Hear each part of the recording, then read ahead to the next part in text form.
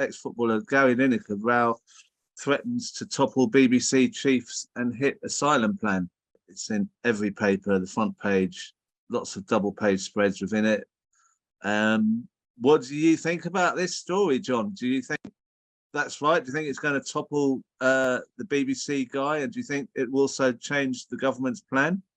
Well, I don't think it'll change the government's plan, but let's hope it does topple the charlatans at the top of the impartial BBC. I've never been a fan of LIneker. I mean, the BBC were okay when they were posting anti-Corbyn stuff. I've never supported Ireland in any competition because I'm not patriotic. But, you've got to stand with him on this. And isn't it inspiring that rich footballers or ex-footballers, now pundits, are the ones showing the so-called opposition what solidarity means? And the mealy-mouthed party formerly known as Labour have just slightly took one leg off the fence and are saying, I wouldn't have used those exact words. No, you bloody wouldn't, because you're all scabby bastards, that's why.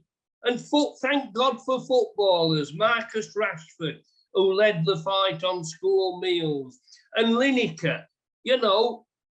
The impact. I've been so angry this weekend. Yesterday we mourned our murdered pickets, and I was stood with people who were vilified by this impartial BBC as thugs and rioters.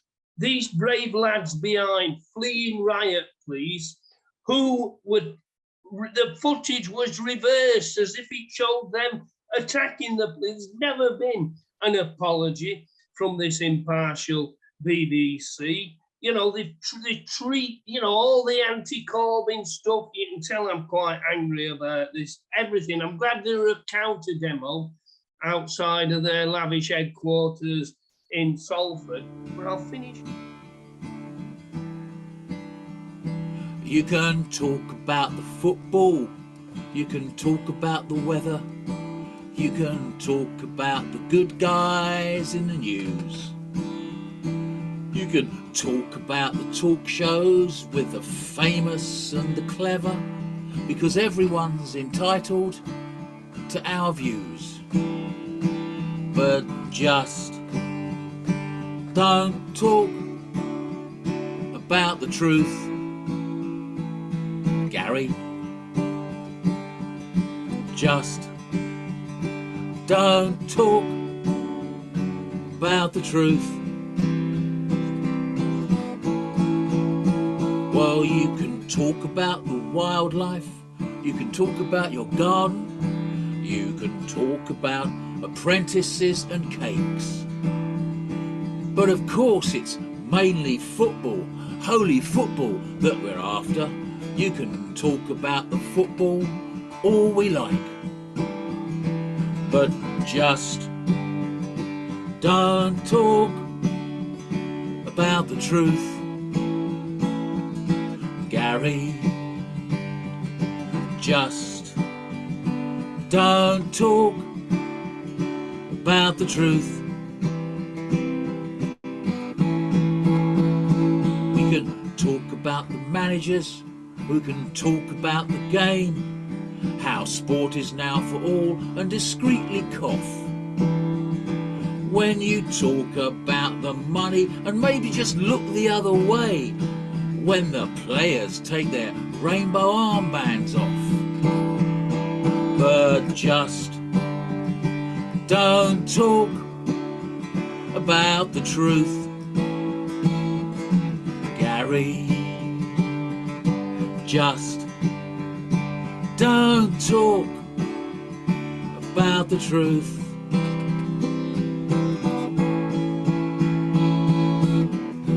How the oceans keep on rising, poor people keep on dying,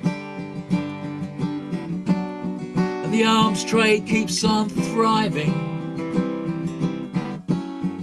and the leaders keep on lying, and somewhere beats somewhere else, 1-0 or vice versa. Because the truth can be quite tricky. It's not a simple matter. You might think so, but it's not that plain to see. And what's really more important is to have the right opinion, as decided by whoever's been appointed as a thank you by the government to run the BBC. So just don't talk about the truth, Gary.